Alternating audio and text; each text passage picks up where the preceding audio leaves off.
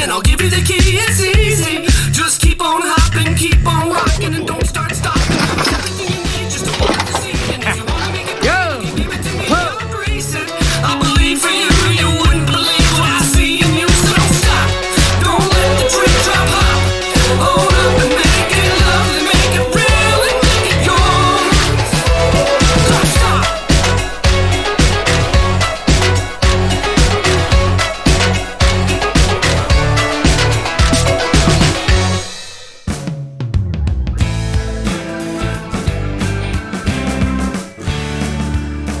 Hello and good morning, everybody. Wow, it has been an interesting week to say the least. So, first we started out with like super negative temperatures, negative 33 degrees, and now we are having a snowstorm where we're supposed to get 12 inches of snow in the next couple of hours, and we're already getting buried, which is great because I get to take my horse to the vet, and who would like more than to drive on these kind of roads with that? Apparently I would, because I'm a glutton for punishment. Anyways, I hope you guys are doing well. I wanted to do a quick little breather episode today to talk about some things that I've been encountering in the coaching space that are really difficult, and I think that we need to get them out there. So today I want to talk a little bit about metabolism and my approach to repairing metabolisms or things like that. So I work with a lot of former bodybuilding competitors. And when I get these people, it is really difficult. I almost cringe because there's a lot of things going on. So you have these people that saw themselves in the leanest, most shredded state of their life. So that's already kind of traumatizing in a way, right? And I'll get to that. So when you get on stage and you are in the best shape of your life, it is really hard to come back from that. So you're living in this unsustainable state. Yes, you cannot live like that. So all of those people you see on Instagram and Facebook and the internet that are showing you their show pictures, you cannot live like that. You are in the most unhealthy state of your life. And eventually you're going to have some major metabolic shutdown. So usually by the time people reach the stage, their thyroid has already downregulated. Females, if they had a current regular menstrual cycle, they have lost that cycle. They're no longer having it, which if you have a menstrual cycle, you haven't had a hysterectomy, or you're not taking some kind of birth control and your cycle is missing, that's a huge red flag, ladies. Like, you really, really need to have a consistent menstrual cycle. Or if you're postmenopausal, obviously that's another reason why you wouldn't be having it. But anyway, by the time you get to the stage, you are in a very unhealthy state. If you are stage lean and you're the way you should be when you hit the stage. And if you're not, then you're probably still in the best shape you've ever been in your life. And you're still probably in an unhealthy state due to the ways that you got there. And most people aren't prepping for these shows in a healthy way. They are in huge caloric deficits. Some people sub 1,000 calories. They're doing hours and hours of cardio. There's so many hard things on their metabolic systems. So, for example, you've now taken food away. So your body is kind of in panic mode already, and it's already started to downregulate these functions. So it has caused your thyroid to slow down so that you're not burning as many calories. People that are in a dieting phase and they get really super lean, they actually stop talking with their hands and things like that because their body is naturally making sure that it reserves the amount of energy it's burning. So even talking with your hands or doing extra movements, tapping your fingers or feet at your desk, your body shuts all that down without you even knowing it because it's starting to put your gas tank on reserve. So you have a lot of these things going on, hormonal pathways. So it's going to start to shut down progesterone and estrogen because it doesn't want you reproducing. You don't have the energy for that. So it starts getting rid of all of these little things that are costing it money. So you can kind of think when you're in an extreme dieting phase of you are broke and you've got to pay your rent. So what do you start doing? You cancel your Netflix subscription, you cancel your like fingernail appointments, you stop getting your fake lashes or whatever you do, right? You start pinching your pennies, and your body is very similar in that respect. So when I get somebody that has been in a chronic dieting phase, and I'm going to use a competitor as an example here because they are some of the hardest ones to fix, although I do get people that have been chronically dieting for long periods of time that also need to have some metabolic building done. So, for example, working with a former competitor right now that is overweight, even though she has been not eating significantly enough food. And she is also really struggling in the adrenal department. So she came to me not eating enough. Well, you cannot further cut calories and expect to get results, right? You're going to be in a endless loop of destruction. So could I help this person lose weight? More than likely. The wrong way for me to do it would be to be like, okay, you've been eating 1,000 calories a day, so let's cut you down to 500 and add a bunch of cardio. That would be the wrong way to do it, because what are you doing? You're further down regulating a dysregulated system, and you're just going to get them back to the same place where if they do eat, they gain a ton of weight because their body is so downregulated. So you have to start building this metabolism slowly. And it can be really difficult.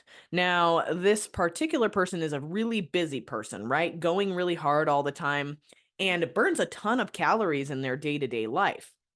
So we had to factor that in. So when you go, and I'm just going to give you an example here. So when you go and you get like a body scan at your local nutrition shop, there's a couple of them. There's like InBody, there's eVolt. Some people have the little scales that you can stand on that give you a rough estimate. You can get DEXA scans. There's a lot of those kind of things, right?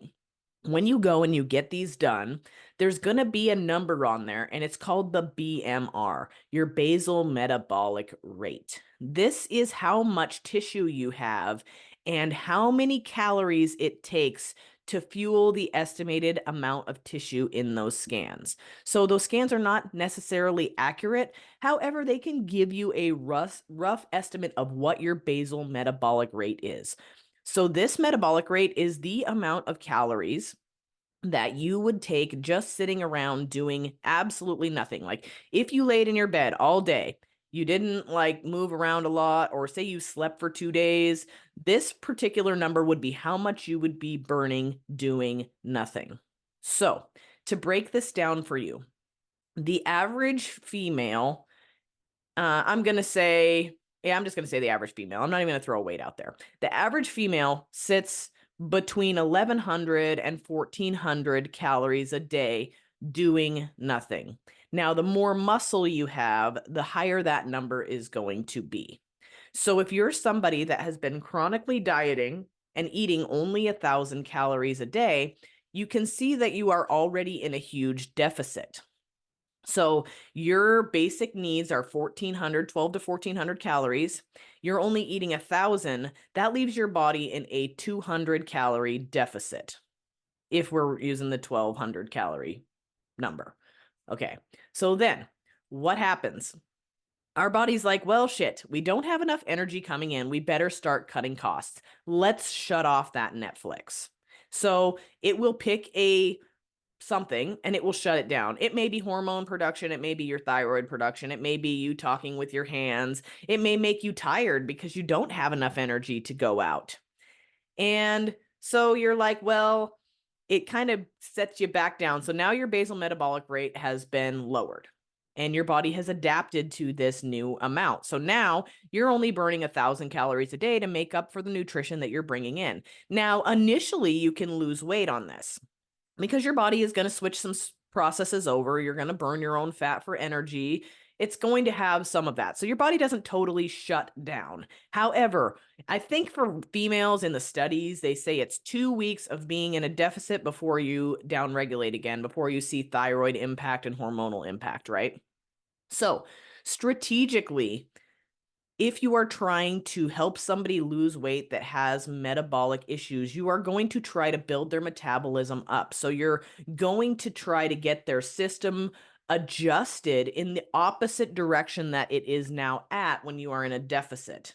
Now, you may not be somebody dealing with this chronic dieting thing, and that's totally fine, right? So say you are somebody that's been chronically overeating. Chances are your metabolism is probably pretty high.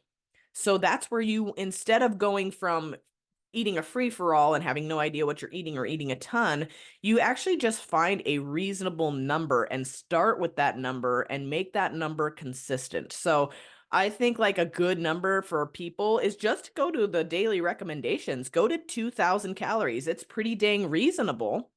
Most people are overeating like far beyond 2,000 calories, right?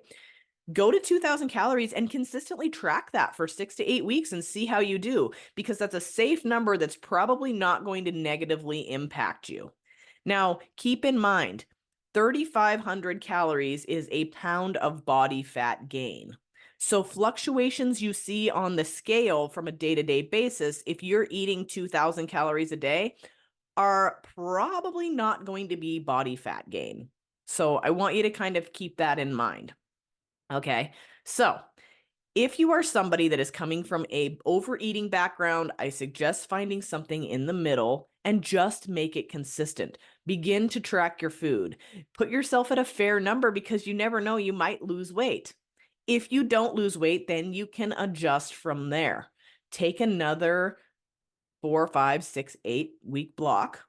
Reduce your calories by 100 to 200 calories and be consistent for that block. You cannot manage what you don't measure. And if you're not consistent, you don't know what your body is actually doing. Consistency is not eating perfect 5 days a week and free-for-alling on the weekends either. Maybe 1, possibly 2 free meals, untracked meals a week, and these aren't free-for-alls. Keep in mind, 3,500 calories is a pound of body fat. So if you are dieting or in a 100 calorie deficit per day for a week, that's 700 calories that you have now potentially lost. But then you go and you binge eat on the weekends and you eat 3,500 calories, you didn't even lose a half a pound. Does that make sense? So I suggest being consistent. That is going to trump anything. And if you are just entering in a diet phase, find a reasonable number and stick with that for a period of time. A healthy amount of fat loss is 1/2 of a pound a week. That's a healthy number.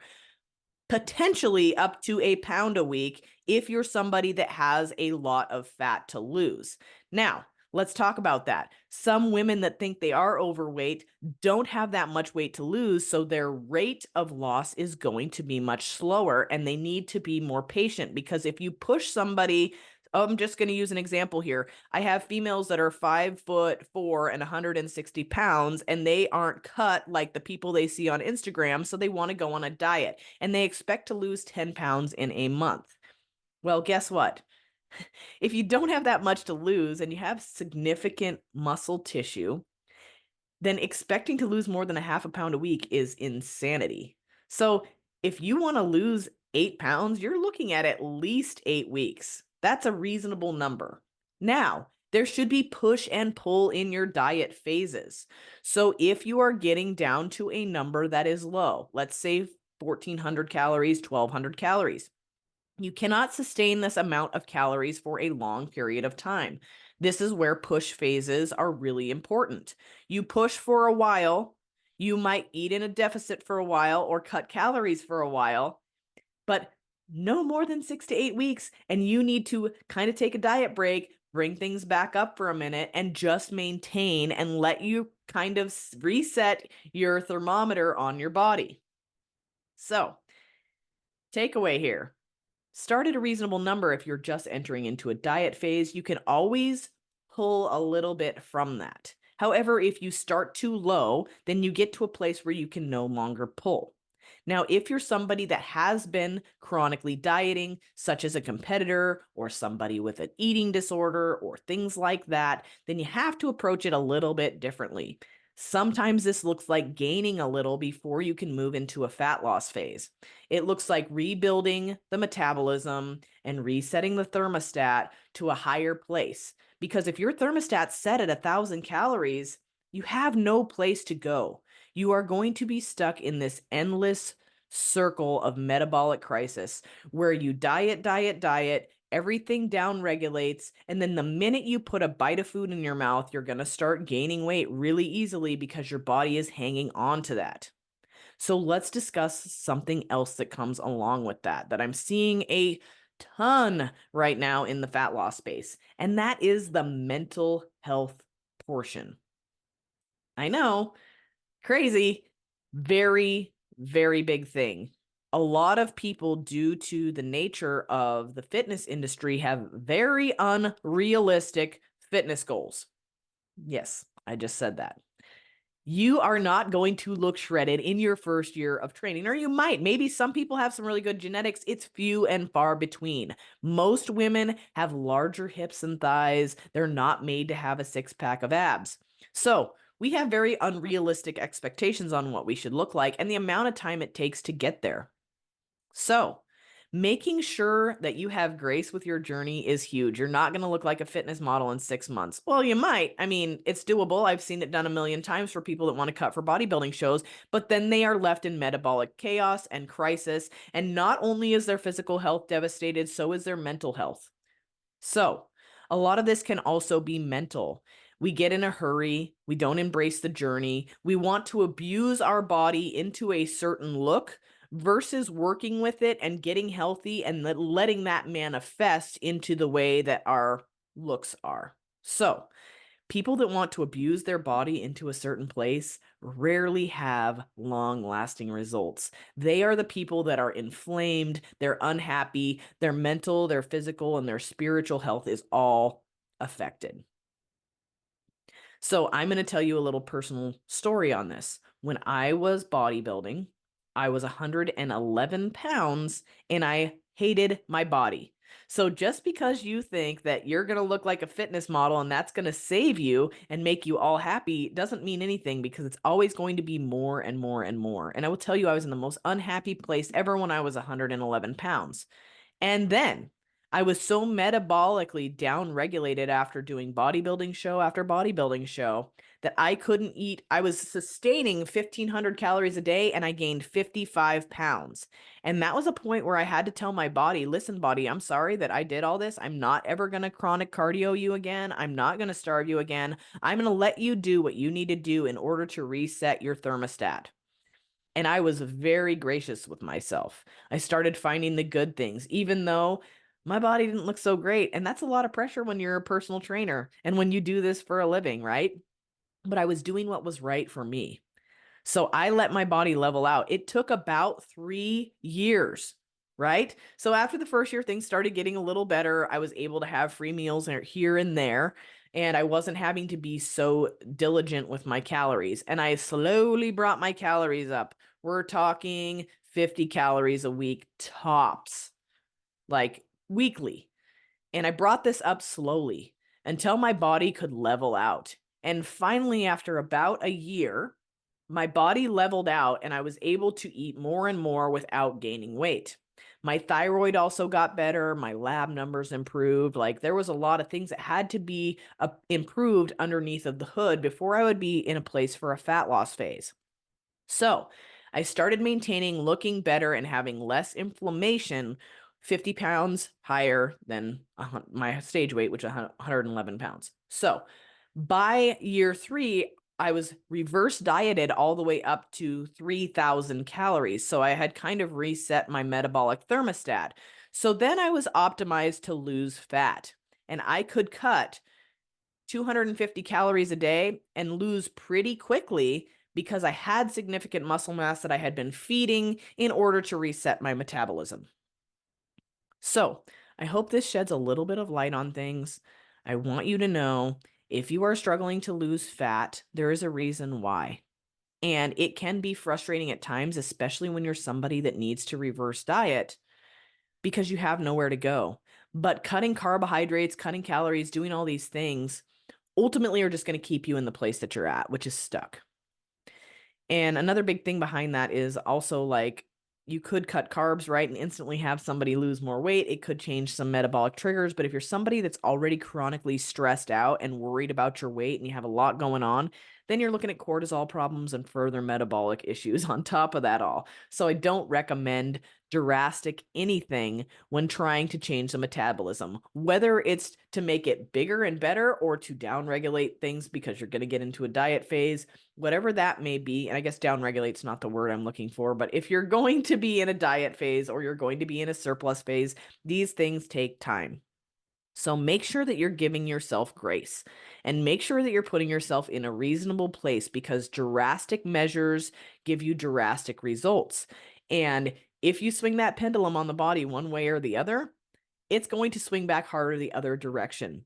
So you have to be able to approach these things with a strategy, especially anytime when you have a push and pull phase. Yes, you can push from people. Yes, you can pull from them, but you need to have an exit strategy to get them back to a place where they're not going to be gaining a ton of weight either direction. So I hope this helps. Shoot me a message on Instagram at Connie Bigani if you have any questions, and have an awesome week.